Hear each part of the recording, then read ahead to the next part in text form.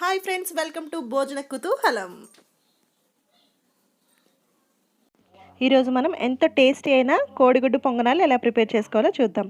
దీనికోసం ముందుగా ఒక బౌల్ తీసుకొని వీటిలో 2 మీడియం సైజ్ ఉల్లిపాయలను ఈ విధంగా సన్నగా కట్ చేసుకొని యాడ్ చేసుకోవాలి.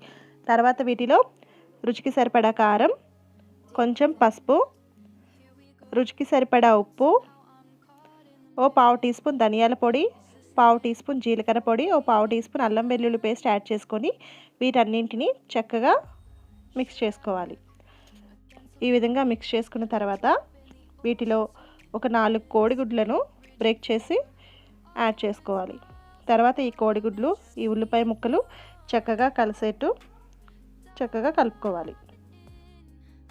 ఈ విధంగా కలుపుకున్న తర్వాత మనం స్టవ్ పై గుంత పొంగనాలు కడాయి పెట్టుకొని వాటిలో ఈ విధంగా ఆయిల్ యాడ్ చేసుకొని హీట్ చేసుకోవాలి.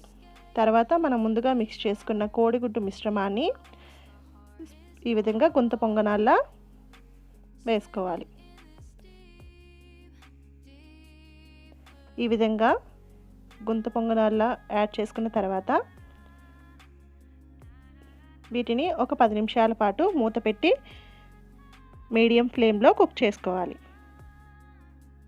ఈ విధంగా కుక్ చేసుకున్న తర్వాత వీటన్నింటినీ నెమ్మదిగా టర్న్ చేసుకుంటూ అవతల వైపు ఇంకొక 5 నిమిషాల పాటు కుక్ చేసుకోవాలి.